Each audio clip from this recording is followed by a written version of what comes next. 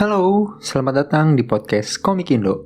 Untuk mengakhiri rangkaian episode Halloween kali ini, gue bakalan nutup pakai sebuah komik yang tetap ngebuat gue kepikiran walaupun udah lewat 5 tahun. Komik ini bikin gue kagum, kesel, sebel, gemes, ya gitulah. Komik yang mau gue bawain ini berjudul Sin, karya Panda Itu Seram.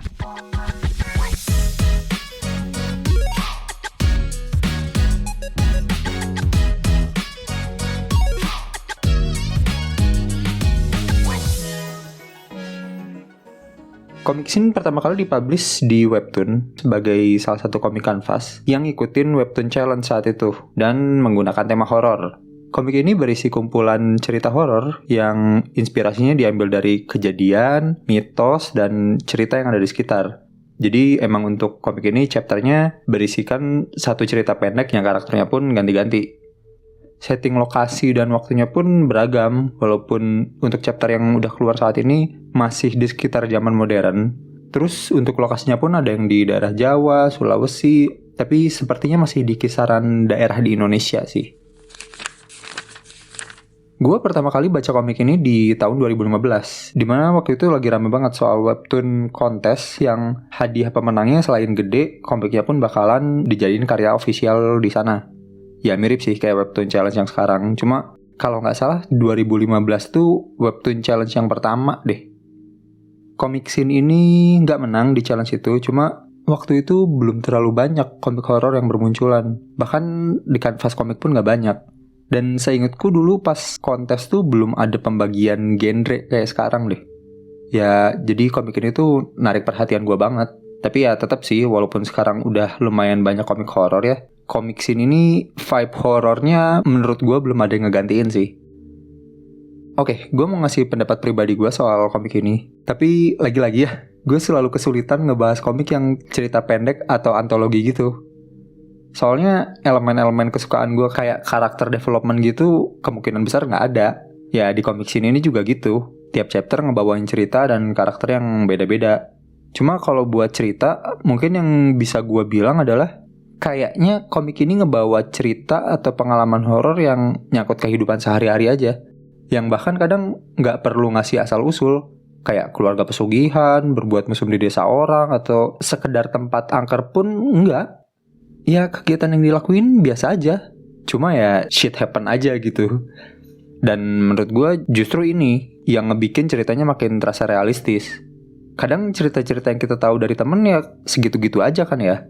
Lagi di kosan atau lagi di jalan, tiba-tiba lihat yang aneh-aneh gitu. Nggak tahu juga kenapa nampak di situ kan. Terus buat karakternya, emang kayak yang tadi gue bilang sih, nggak ada development, background, atau semacamnya lah. Tapi somehow gue ngerasa pembaca bisa relate sih. Karena karakter yang di komik tuh bukan orang yang aneh-aneh. Orang yang bisa kita temuin di mana aja. Dan sejauh yang gue baca ya, karakter di cerita ini selalu karakter yang terjebak di situasi tertentu gitu. Bukan karena dia orang yang sok-sok nantangin setan atau preman yang bikin salah di mana-mana, tapi ya orang biasa aja. Kayak ada di salah satu chapternya, dia cuma orang biasa yang siangnya beraktivitas, malamnya istirahat, tapi dengan kegiatan dia yang kayak gitu aja, dia bisa kena sial, diganggu hantu gitu. Dan gua rasa ini yang ngebuat gua sebagai pembaca bisa relate dan was-was. Soalnya bisa aja kan apesnya nimpa ke gua gitu. Terus buat settingnya juga gua rasa proper sih. Maksudnya saat yang dia ceritakan adalah kegiatan orang biasa, dia gak perlu nyebut dan ngegambarin setting atau waktu tempatnya secara spesifik. Tapi begitu yang dia ceritain tuh tentang mitos, dia ngegambarin juga lokasi atau kondisi tempat kejadiannya gitu. Terus juga ini mau gak mau gua harus nyebutin sih, menurutku salah satu power dari komik ini tuh gambar sama art style-nya sih. Sebenarnya gue bukan tipe orang yang terlalu bermasalah sama art style gambar sebuah komik sih. Ya asal komiknya bisa nyampein apa yang mau diceritain, gue masih bisa nikmatin. Walaupun kata sebagian orang gambarnya kurang bagus gitu misal. Cuma buat komik ini, gambarnya gue rasa punya andil yang cukup besar sih buat ngebawa suasana horornya. Gimana ya? Cukup sulit juga ya ngedeskripsiin gambar pakai kata-kata. Tapi mungkin untuk ekstrimnya, gua pas ngelihat gambar si makhluk di komik, gue ngerasa diliatin balik. Iya, gue pernah gitu ngeliat lukisan yang gede, realis gitu. Terus saking bagusnya tatapan potretnya, gue bisa ngeliat fotonya kayak ngeliatin gue juga gitu. Lukisan yang gue lihat tuh bentuknya orang ya, tapi kan yang di komik ini tuh bentuknya bukan manusia. Pas gue mau ngeliatin detail dari gambarnya tuh, gue malah ngerasa gak nyaman. Berasa kayak, anjing bangsat lah. Jadi menurut penilaian gue pribadi, komik ini tuh komik yang kualitasnya oke. Cukup sayang kalau lu lewatin gitu aja. Hal yang paling gue suka dari komik ini tuh cara eksekusinya sih. Soalnya kayak yang gue bilang tadi, ini cerita sama karakternya tuh simpel banget. Ya shit happen aja. Ya contohnya lu lagi nugas terus lu digangguin. Udah, sesimpel itu premisnya. Tapi pas dikasih elemen-elemen tertentu dan dieksekusi dengan apik sama komikusnya, ini ngebikin komiknya jadi sesuatu yang sangat menarik gitu.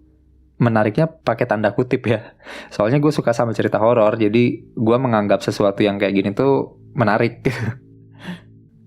Tapi sayangnya komik ini berhenti update sejak Webtoon Challenge selesai waktu itu di tahun 2015. Jumlah chapternya pun cuma ada 3 chapter di Webtoon.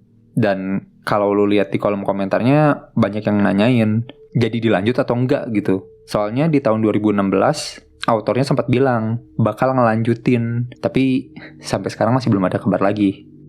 Jadi, gue udah coba ngontak autornya. I did it for you guys. Enggak deng, bohong. Cuma ternyata memang sang autor selama beberapa waktu belakangan, karena satu dan lain hal, masih belum bisa ngelanjutin komik scene lagi. Tapi dia bilang akan mempersiapkan lagi begitu keadaannya memungkinkan. Dan berita bagusnya adalah persiapannya tidak hanya dilakukan untuk satu media aja. Dia lagi persiapin juga scene ini untuk hadir di media lain. Dan dengan berbaik hati, autornya menunjukkan ke gue salah satu sampel dari media lainnya itu. Dan akan gue bagikan juga ke lu apa yang autornya kasih ke gue. Bakalan gue taruh di sesi side notes nanti. Jadi dengerin aja sampai terakhir.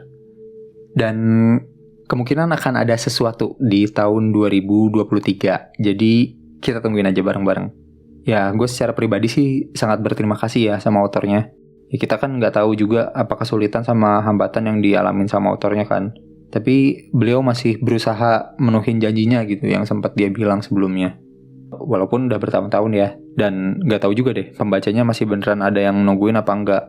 Tapi kalau lu udah pernah baca dan masih nungguin, bersiap-siap aja akan ada sesuatu di 2023. Ya gue rasa ini cukup meyakinkan sih.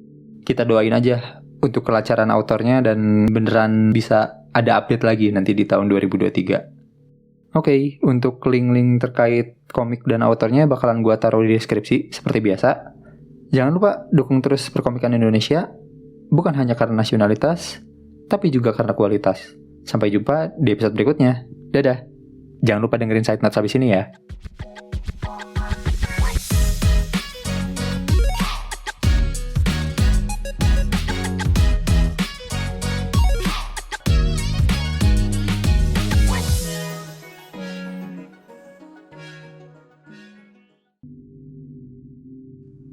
Kejadian ini aku alami di tahun 2013, waktu aku masih ngekos di salah satu kosan di pinggiran kota Yogyakarta. Waktu itu lagi libur semester, jadi semua penghuni kos sudah pulang ke kampung halamannya masing-masing. Aku masih tetap tinggal, soalnya aku mau ngejar beresin skripsi sebelum semester baru dimulai. Aku memang suka ngerjain skripsi malam-malam, soalnya lebih tenang aja, gak banyak gangguan, jadi bisa lebih fokus. Cuma gak tahu kenapa malam itu suasananya hening banget. Kalau diingat-ingat lagi sih, bahkan kayaknya suara jangkrik atau kendaraan laut aja gak ada. Suara yang ada ya paling cuma suara ketikan keyboard sama mouse yang aku pakai buat ngerjain revisi bab terakhir skripsiku. Semakin larut, suasana semakin hening. Sampai pada akhirnya, sekitar pukul 2 pagi, ada suara aneh yang terdengar samar di telingaku. Tadinya aku gak terlalu peduli sama suara aneh itu. Tapi suara itu muncul lagi.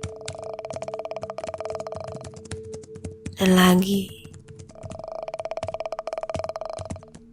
Makin lama